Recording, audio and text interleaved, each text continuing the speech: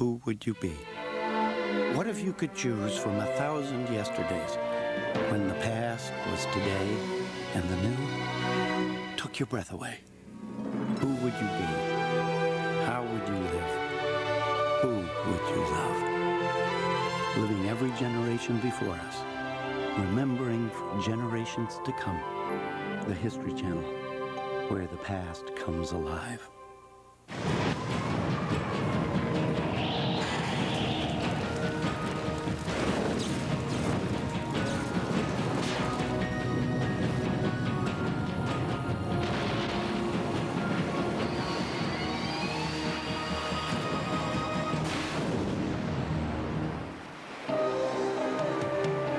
The U.S. Navy's Third Fleet confronts a killer typhoon.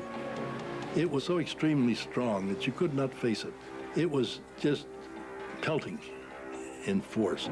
2,000-ton ships are tossed about the ocean like bathtub toys.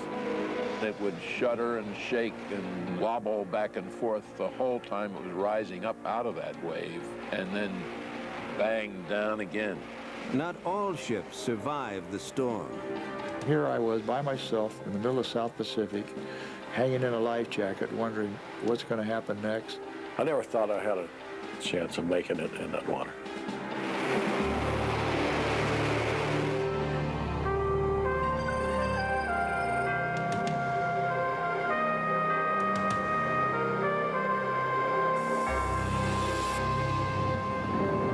Dawn crept ominously over the horizon on December 17, 1944, as savage winds gathered strength across the South Pacific. Torrential rain and mammoth waves pounded the sturdy ships of the U.S. Navy's Third Fleet. The wind was howling, and it was driving spray and rain horizontally, so that if you faced into it, it cut your face.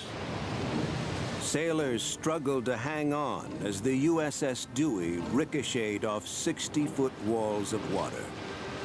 The ship would rise out of the wave and slam down into it with such an impact that it made you think that it was possible that it would break it in half.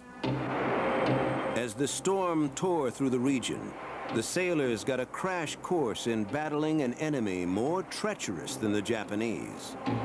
The Third Fleet was being ambushed by a killer typhoon.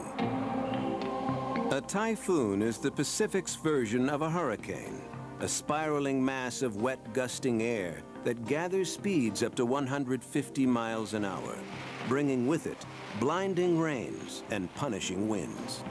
The eye is the most intense part of a tropical cyclone, and so that's where the most intense winds and the most intense seas are created.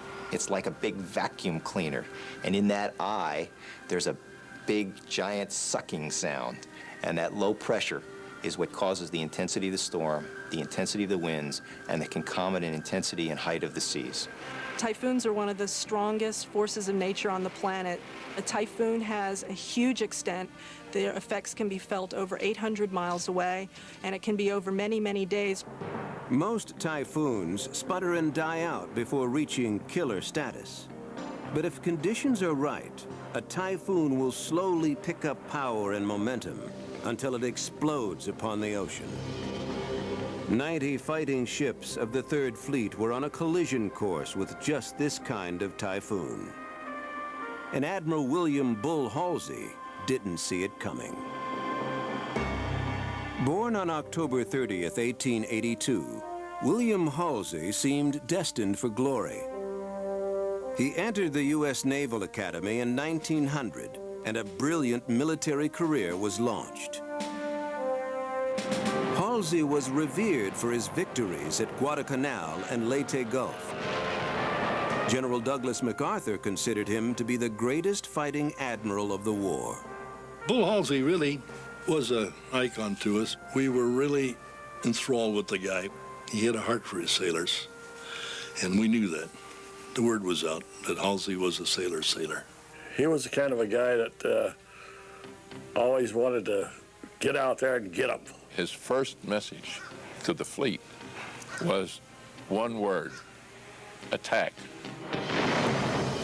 By the fall of 1944, U.S. forces were waging a ferocious battle against the Japanese in the Philippines. Halsey and his men were taking a beating from kamikaze bombers. The kamikaze was in effect the first guided missile, only using a human pilot as the guidance system. The bomb hit you, along with the plane itself. It was pure hell. By December, Halsey was determined to rebound. General MacArthur ordered Admiral Halsey to provide the air support vital to regaining control of the Philippine Islands. He desperately needed this air support. And Halsey, above everything else, felt that that was his main mission, to provide that air support. Halsey accepted this job with characteristic gusto. He helped devise a plan nicknamed the Big Blue Blanket after the Navy football team. The strategy was for the Third Fleet to support MacArthur's ground troops by covering or blanketing all enemy air installations on the Philippine island of Luzon with round-the-clock air raids.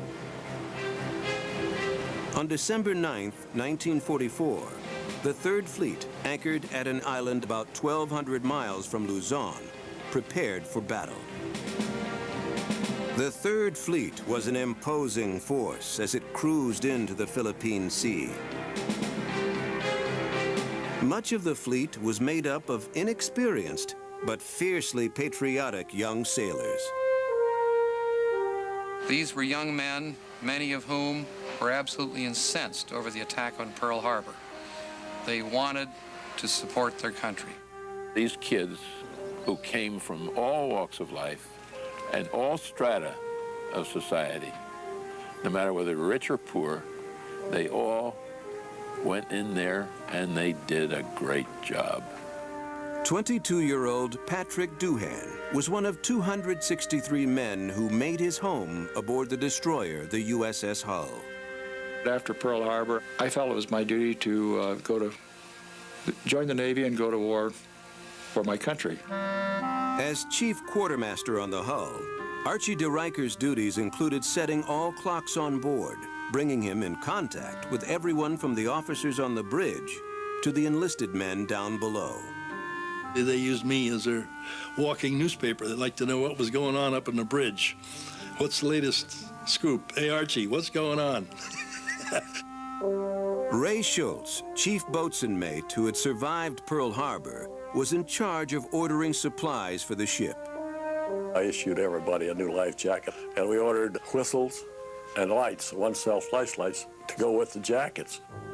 To help diffuse the tension about the dangerous mission that lay ahead, sailors in the Third Fleet were also given a chance for a little rest and relaxation at their home base, Ulithi Atoll.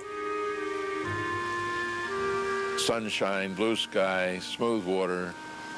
Ulithi was the place where we relaxed, for what little relaxation there was. What recreation we could get out of it, we did. They had what we called Iron City beer. We understood it had a little formaldehyde in it to make sure that it didn't spoil. And after we'd have a beer party, all of us had a little formaldehyde in us, too. But as the men of the Third Fleet prepared to sail, forces of nature were conspiring to cause a catastrophe unlike any mortal enemy could inflict. And Admiral Halsey's winning combat record would do little to prepare him for the terrifying battle that lay ahead. On December 10th, 1944, Bull Halsey's Third Fleet sailed into the Philippine Sea. Its mission, to help General Douglas MacArthur reclaim the Philippines. For the next few days, they cruised into formation and prepared for battle. The weather was overcast, but the seas were fairly calm. When dawn broke on December 14th, the fleet had sailed into their ocean position 200 miles northeast of Manila. They were ready to provide air cover for the tiny island of Mindoro. Admiral Halsey's command echoed through the loudspeakers. Pilots, man your planes. He was possessed with the overriding necessity of getting the aircraft in the air to deliver their weapons against targets selected by MacArthur. For the next 3 days and nights, the men of the Third Fleet suppressed the deadly kamikazes and dropped bombs on enemy hangars.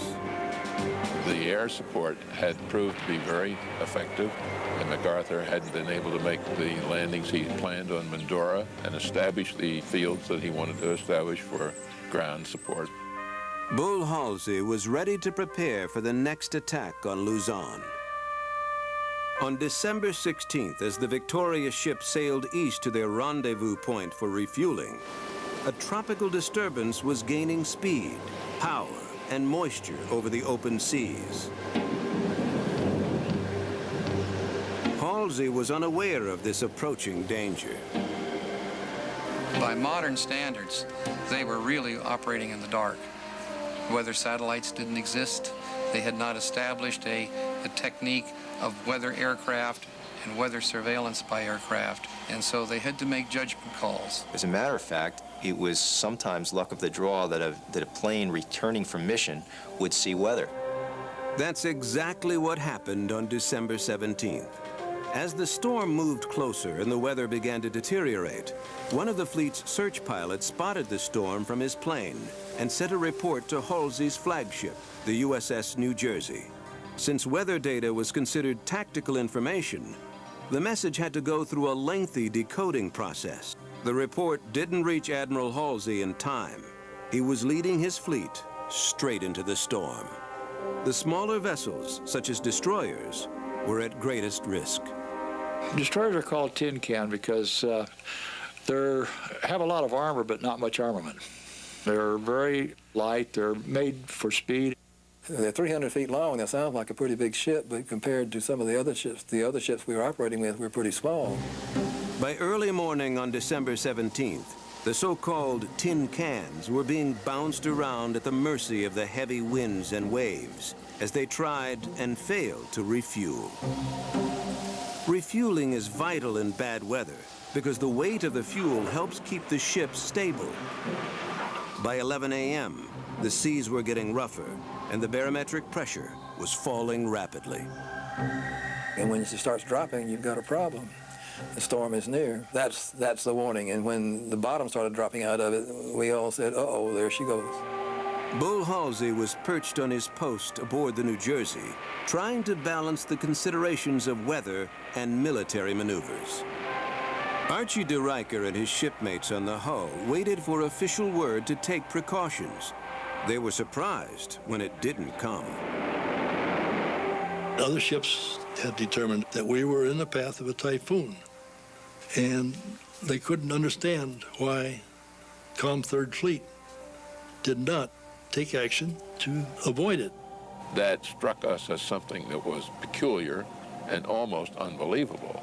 When we could see, as plain as day, that the weather was not going to improve, it was going to get far worse. Halsey had to weigh the options. A challenge, I think, for he and the battle staff was to make decisions that not only kept the safety of the fleet in mind, but also the fact that they were supposed to be dropping bombs on target. Halsey persisted with the command to refuel and stay in formation. Individual ship captains started to prepare for the worst. Charles Calhoun was a 31-year-old graduate of the Naval Academy from Philadelphia and captain of the USS Dewey. I had been told by my favorite executive officer, if you're encountering weather where the barometer falls at a rate of 0.03 inch per hour or greater, you're encountering a typhoon, and you had better, in his quaint phrase, haul ass, unquote. Captain Calhoun knew it was time to take care of his ship before all else.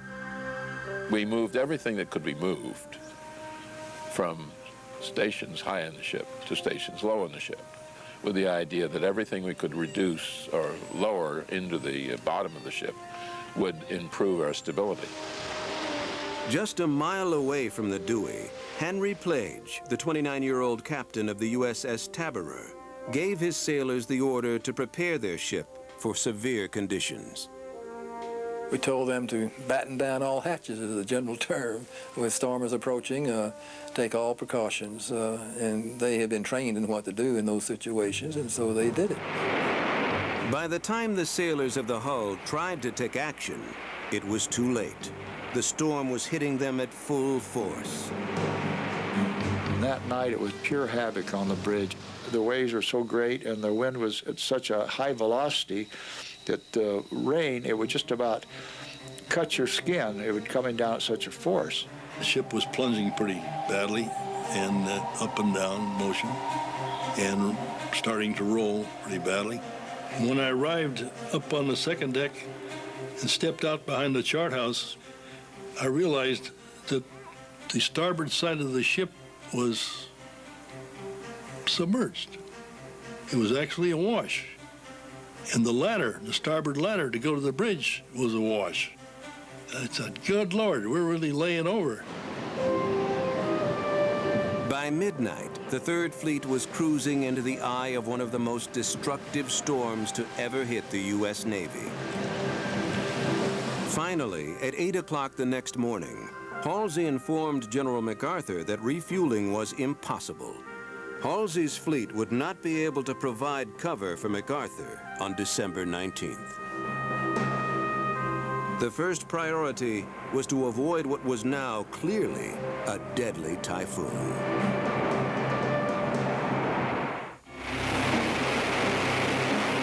By the morning of December 18, 1944, a typhoon was ripping through the U.S. Navy's Third Fleet in the Philippine Sea. Planes on aircraft carriers were torn from their steel davits, crashing into each other and catching fire. Ships rolled and pitched as mountains of water enveloped their decks. Charles Calhoun remembers hearing the worried crew members of the Dewey out on the open bridge reciting the words of the Navy hymn. Eternal Father, strong to save, whose arm doth bound the restless wave, oh, hear us when we cry to thee for those in peril on the sea. Then Captain Calhoun made a critical decision. He abandoned attempts at getting back into fleet formation. I had a squadron commander aboard who also happened to be the screen commander in command of all the destroyers in that unit. So I was able to simply turn to him and say, Commodore, I'm concerned about my ship, and I'm just going to save the ship. And he said, I agree with you. The skippers of some of the other destroyers didn't have that privilege. The USS Hull was one of those unlucky ships. The morning of the 18th, conditions aboard the Hull were unmerciful. Second-class Petty Officer Pat Doohan was up on the bridge in the afterdeck house trying to hold on. Just hanging on for dear life because the ship was rolling at such a rate, and the waves, when they'd break over the bow, they'd come clear up practically over the bridge. And a destroyer being a small craft like that, why, you're at the mercy of the elements. Waves were pouring onto her decks while the rolls submerged entire sides of the ship. Supply Officer Ray Schultz was up on deck as the wind velocity approached 100 knots. The ship pitched and rolled wildly. All you can do is hang on to anything close by. You just grab and hang on to it until the ship come back up. With zero visibility and unrelenting rain, the hull suffered electrical failures. As the destroyer withstood her body blows, she lost radar, radio, and shortly before noon, steering capabilities. The hull was now rolling at 70-degree angles. Each time you think, well, this is the last time it's going over. Then something would happen and a wave would push it back up. Pat Doohan struggled to get on deck and grab a life jacket. When I came out of the compartment, where there was a life jacket hanging out of a gun. A spare life jacket hanging on a gun, and I put it on. The ship steadied momentarily. Then came a huge gust of wind that forced her to her starboard side at a nearly 90-degree angle. Water poured into her hull and superstructure. Just after 12 noon, the 1,400-ton destroyer surrendered to the sea and capsized.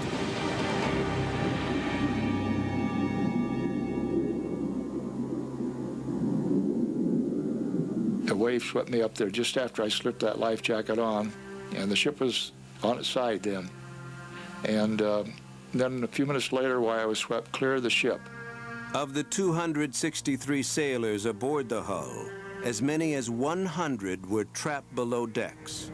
They went down with the ship. I remember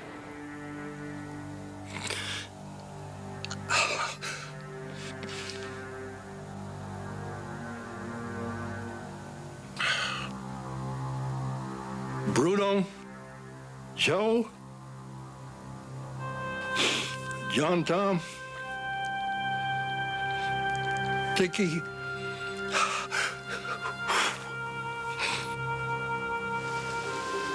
the good friends that I do.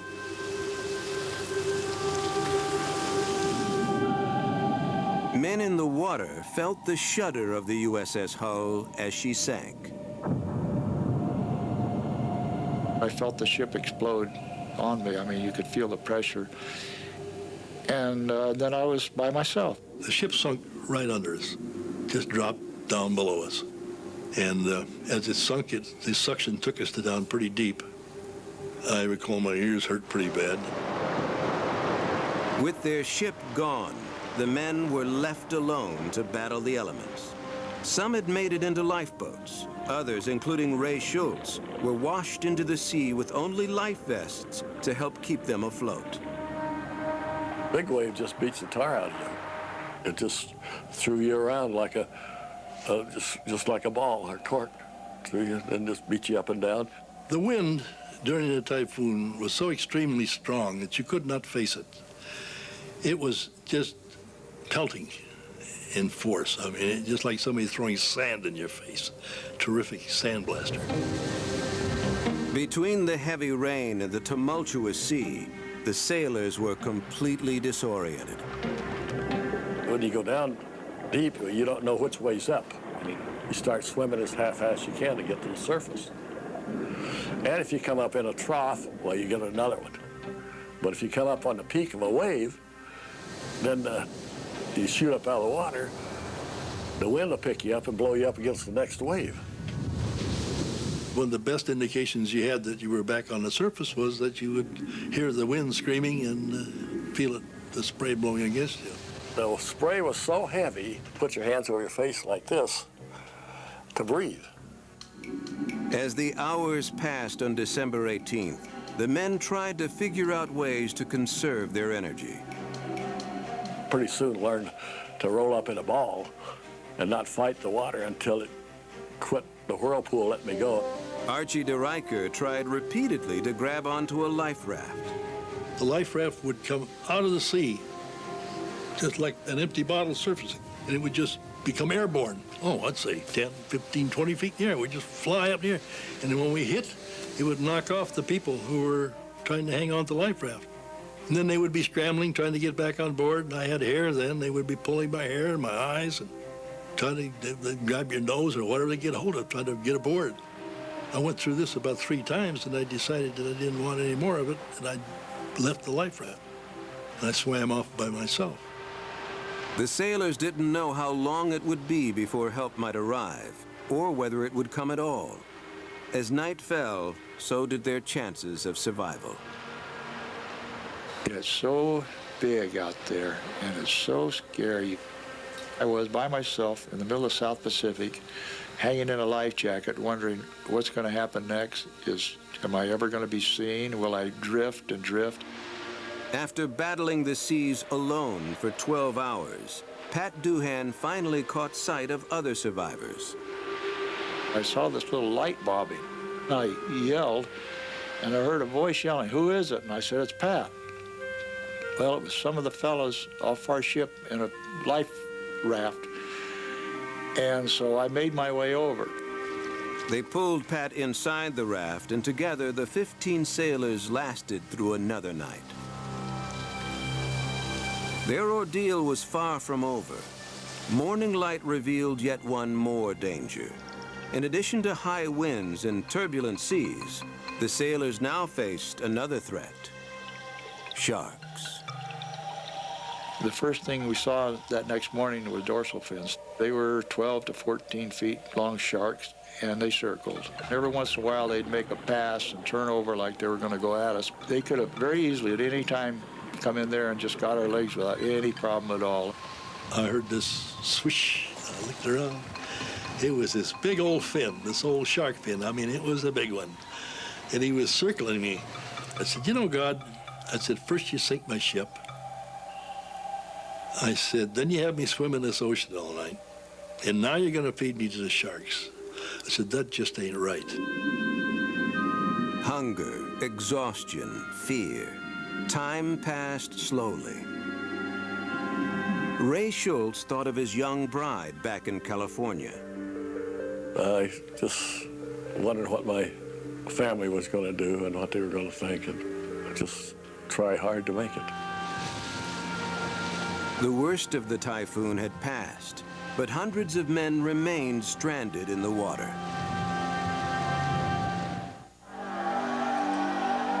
By nightfall on December 18, 1944, the typhoon that had ripped through the U.S. Navy's Third Fleet in the South Pacific was finally losing strength.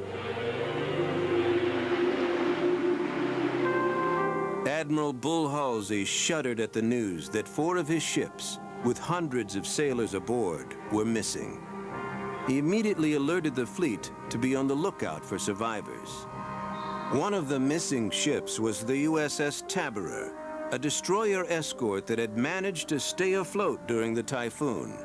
But she had lost her mast and all radio communication. The crew went to work on repairs. First job they had to do was to rig an antenna so we could communicate by radio. While up on deck rigging the emergency antenna, Chief Radio Man Ralph Tucker saw a small flicker of light in the water. And he thought he heard a voice, so he yelled out, "Man overboard." We didn't know where anybody was, and we couldn't see very far.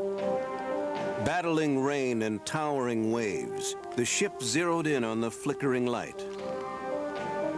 They got close enough to determine there was a sailor in the water. He was wearing a life jacket equipped with a single-cell flashlight and whistle. With the waves so high, you would only see that man's little flashlight maybe 1 second out of 10, because he was riding the waves too. They struggled to move the ship into position so they could scoop the man out of the water. Once close enough, they threw the sailor a rope. So when the ship rolled towards him, they heaved on that line and pulled him right to the ship. The Typhoon had rescued its first survivor from the hull, Second-Class Petty Officer A.R. Lindquist. That was the first that we had known that a destroyer had sunk or any ship had sunk. That's the first thought I had. If there's one here, there's more. So the Typhoon continued her rescue mission. We had cargo nets thrown over the side, and then as we rolled, guys would go down the cargo nets or into the water and get him on the cargo nets and climb back on board. Within an hour and a half, 11 men were pulled from the sea, all survivors of the USS Hull. Henry Plage took an extraordinary risk. He turned on his searchlights. It was a move that could expose the Tabby to Japanese subs. I had 2 lights that were turned on. Of course, I thought about the submarines, but I figured that a submarine in this storm would not be on the surface where he could see us. He would be deep, where it's not stormy. His instincts were right. The Typhoon picked up more sailors. By the next morning, the rough water and strong winds had scattered the men. Archie de Riker, who was floating alone in the water, remembers the relief he felt when he finally saw the Typhoon in the distance. I could see that the smoke from his stack going in one direction, and then he would obviously turn toward us, and then go back the other direction. He did this a few times, and he was getting fairly close. De Riker began to splash and holler. Then the Tabor came alongside, and the glorious crew of the Tabor, they had their divers, their swimmers in the water, swimming around, helping pull us aboard. Buoyed by the excitement of being rescued, de Riker didn't realize how fatigued his body was. They always ask each man, "Are you all right? Can you walk?" And I said, "Oh yeah, I'm fine," and let go of me, and I fell right down on the deck. All through that morning, the Tabor plucked men out of the water. At 1 p.m. on the 19th, with his radio communications now repaired, Plage got a message from Admiral Halsey ordering the Tabor to head back to formation so they could survey the ship's damage and start on repairs. Halsey had other rescue ships ready to take over the Tabor's mission. But as Plage started back to the rendezvous point, he spotted more men in the water along the way. I had a choice to make. I could either go on to the rendezvous and leave possibly more men in the water, or I could stay and try and save another man. Plage disobeyed Halsey's orders and kept the rescue effort going. 3 hours later, he had rescued 3 more men. But dozens of men, including Pat Doohan and Ray Schultz, were still in the water, uncertain of their fate. I never thought I had a chance of making it in that water. I didn't think anybody could survive there. Ray Schultz was floating with 3 fellow sailors when he saw a ship in the distance. About 5 or 6 that evening, I seen it coming over the horizon. And so I thought it was, first I thought, geez, that doesn't look like one of the Navy ships. It must be a Japanese. The ship zeroed in on the men. I thought, well, we're going to be prisoners. And I heard some guy say, "There's another one over there."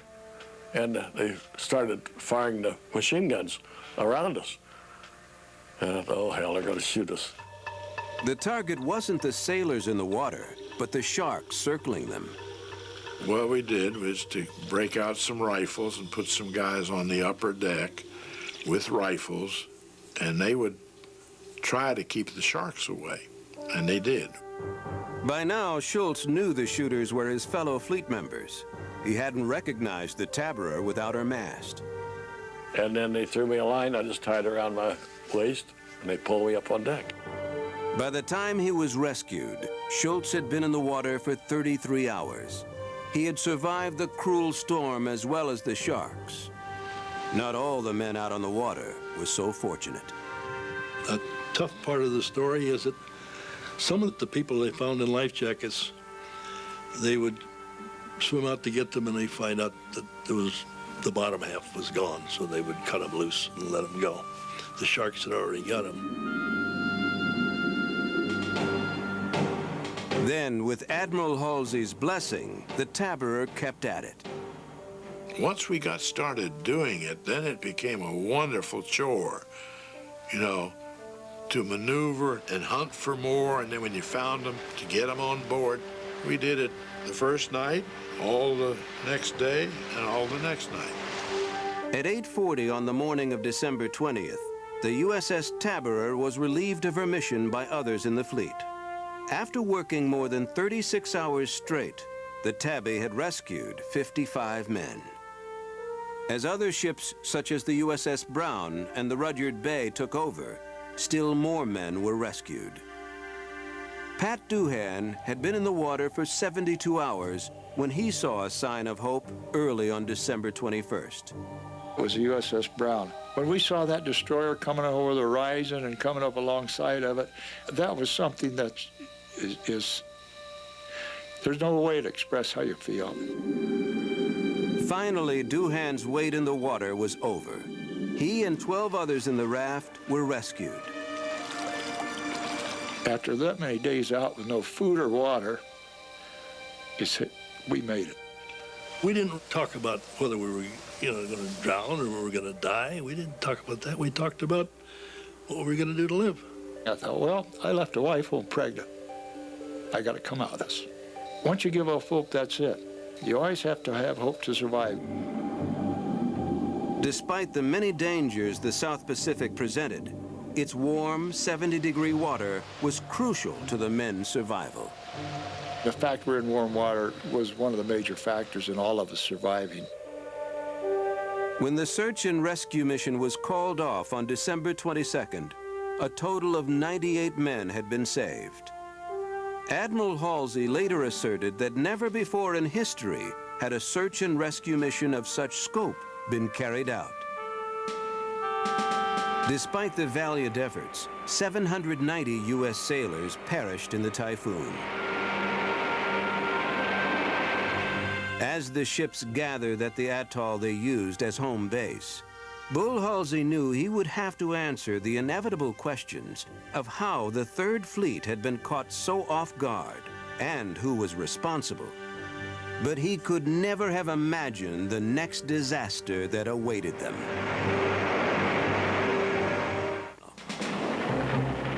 U.S. forces were still waging war in the South Pacific in mid-December 1944, when the Third Fleet regrouped at Ulithi to make repairs. The fleet had been devastated by a killer typhoon. 3 ships capsized. 790 men died. Now, Admiral Bull Halsey had a lot of explaining to do. After an event where ships are damaged or lost and loss of life is involved, it's appropriate to have a court of inquiry. It's common sense, it's due process. On December 26th, a formal court of inquiry was convened aboard the USS Cascade to examine the facts. After hearing testimony from 54 witnesses, the court returned the following opinion. The preponderance of responsibility attaches to Commander Third Fleet, Admiral William F. Halsey. The mistakes made were errors in judgment committed under stress of war operations. Halsey's responsibility was that of the commander who had somehow allowed the conduct of the military mission to obliterate the consideration of the safety of the ships.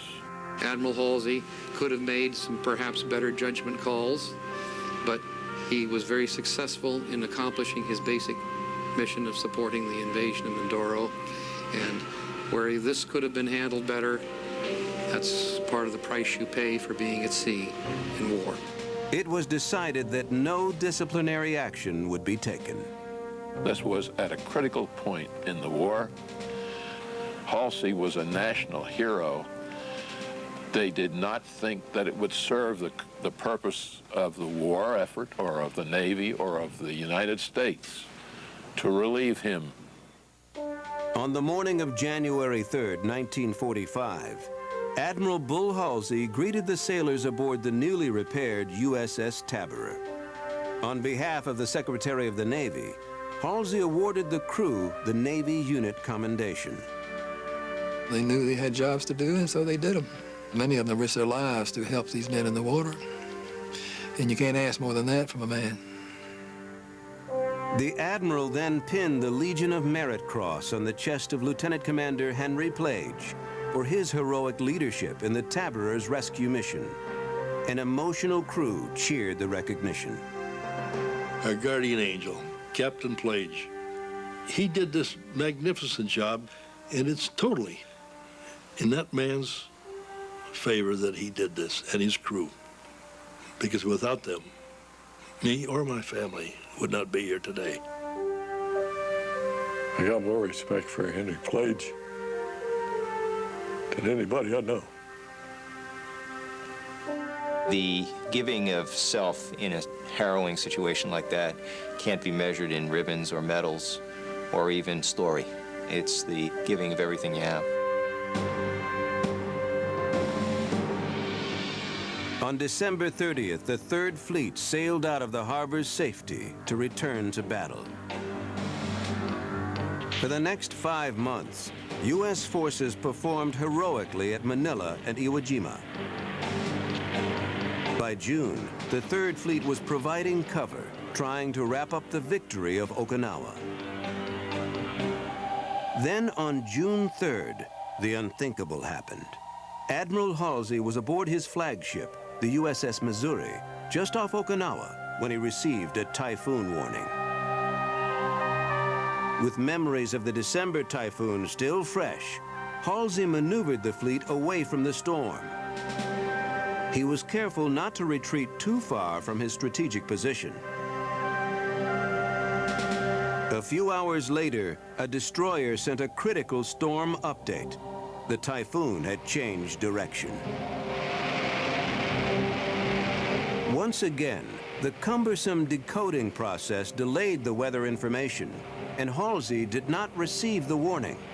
He led his ships directly into the path of the typhoon. This time, however, it was the large ships, or big boys, that caught the brunt of the storm. First Class Petty Officer Frank Gesualdo was aboard the aircraft carrier USS Hornet when the weather started getting rough. We knew we were in trouble when we were bouncing around the ship. It's like being in an airplane. You hit an air pocket, you drop a few feet, and you wonder what the hell's going on. Seaman First Class Ralph Hinson remembers the strength of the waves. You would come out, and then sometimes the ship would be on the top of this wave, and then it would shudder, and then come back down again. Water was everywhere. And those waves were large. They were large. The men aboard the Hornet did their best to hold on. You make sure you buckle up your shorts good and tight, and you say your prayers, and you think about Mother, and you say an extra Hail Mary, and let it be. The crew battled the seas for hours.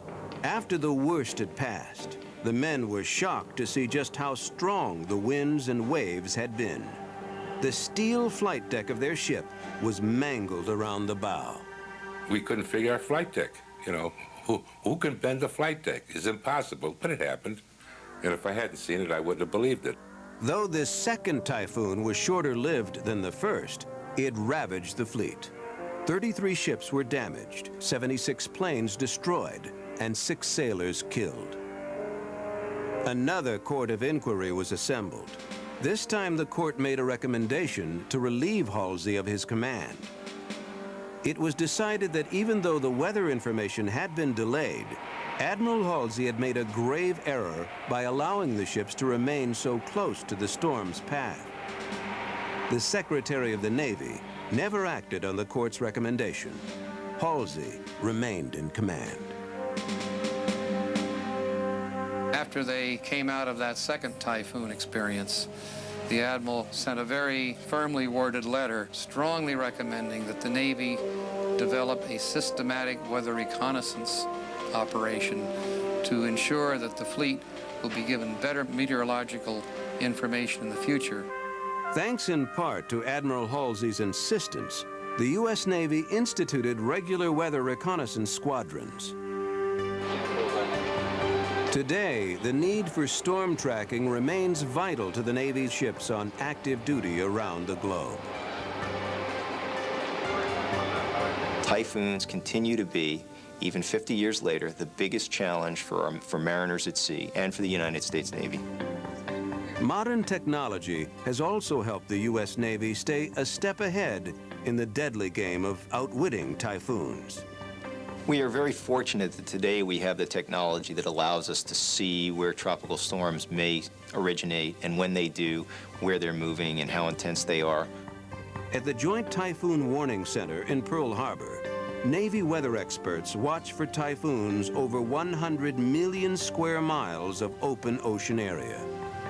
The Joint Typhoon Warning Center is here to distribute bulletins and warnings to the Department of Defense. We run a 24-hour watch. They're 12-hour shifts. I've got 30 people on watch, 3 at a time. It seems to be working. Today, the U.S. Navy tracks about 75 tropical cyclones a year and issues warnings to the Pentagon. The Navy has managed to avoid repeating the death and destruction that crippled the Third Fleet. But the war between Halsey's fleet and the forces of nature still serves as a powerful reminder. The Typhoon of '44 presented an enemy that many of the sailors of the Third Fleet had never confronted before. And there was a certain time in every one of those skippers' minds where the enemy was no longer the Japanese. Battling the elements, you can't fight back. The enemy, you can. I think any one of us who survived would have rather lost our ship in a battle than lost it in a typhoon. But there was no question that day. The forces of nature were the enemy. Nature's the winner all the time. You can't beat it.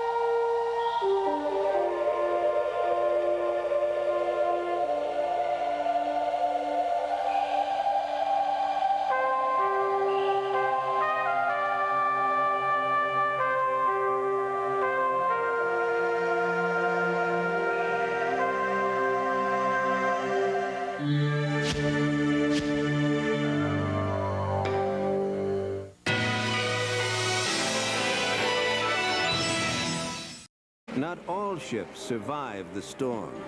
Here I was by myself in the middle of the South Pacific, hanging in a life jacket, wondering what's going to happen next.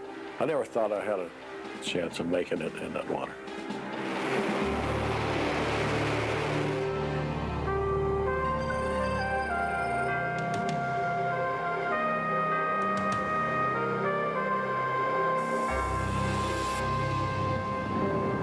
Dawn crept ominously over the horizon on December 17, 1944, as savage winds gathered strength across the South Pacific.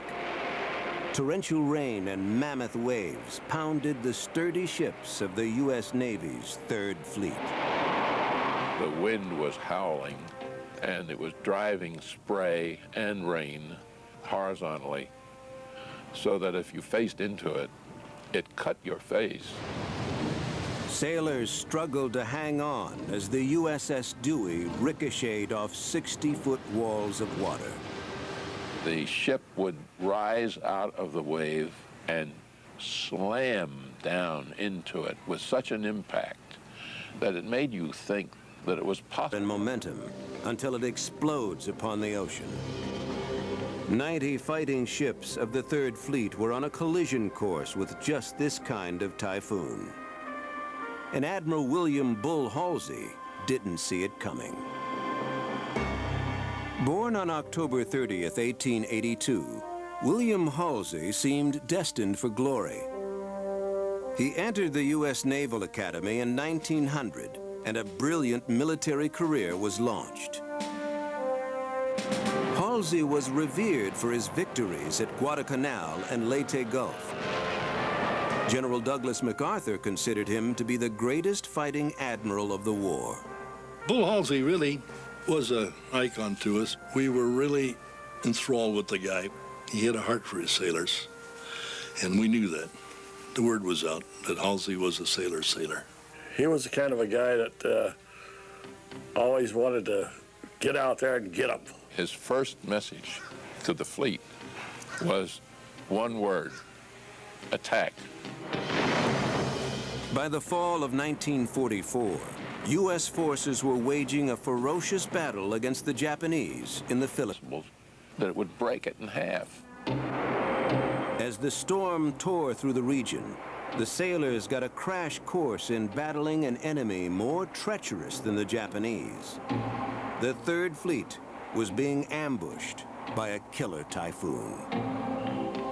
A typhoon is the Pacific's version of a hurricane, a spiraling mass of wet, gusting air that gathers speeds up to 150 miles an hour, bringing with it blinding rains and punishing winds.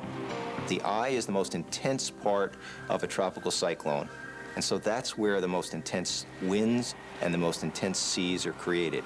It's like a big vacuum cleaner, and in that eye, there's a big, giant sucking sound. And that low pressure is what causes the intensity of the storm, the intensity of the winds, and the concomitant intensity and height of the seas. Typhoons are one of the strongest forces of nature on the planet. A typhoon has a huge extent. Their effects can be felt over 800 miles away, and it can be over many, many days. Most typhoons sputter and die out before reaching killer status. But if conditions are right, a typhoon will slowly pick up power.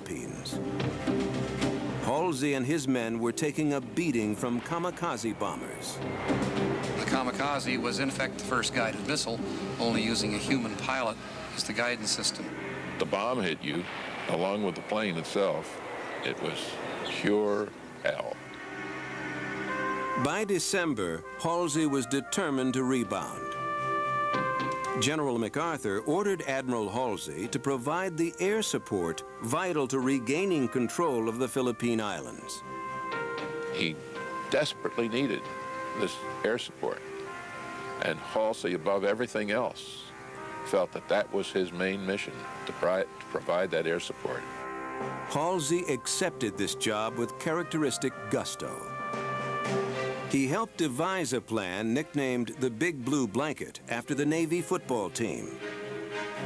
The strategy was for the Third Fleet to support MacArthur's ground troops by covering or blanketing all enemy air installations on the Philippine island of Luzon with round-the-clock air raids. On December 9, 1944, the Third Fleet anchored at an island about 12. Who would you be? What if you could choose from 1,000 yesterdays when the past was today and the new took your breath away? Who would you be? How would you live? Who would you love? Living every generation before us, remembering for generations to come.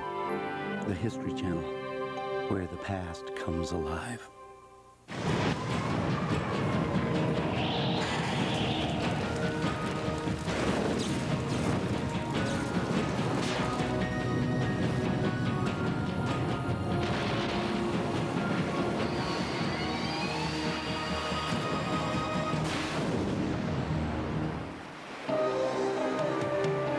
The U.S. Navy's Third Fleet confronts a killer typhoon. It was so extremely strong that you could not face it. It was just pelting in force. 2,000-ton ships are tossed about the ocean like bathtub toys. It would shudder and shake and wobble back and forth the whole time it was rising up out of that wave, and then bang down again.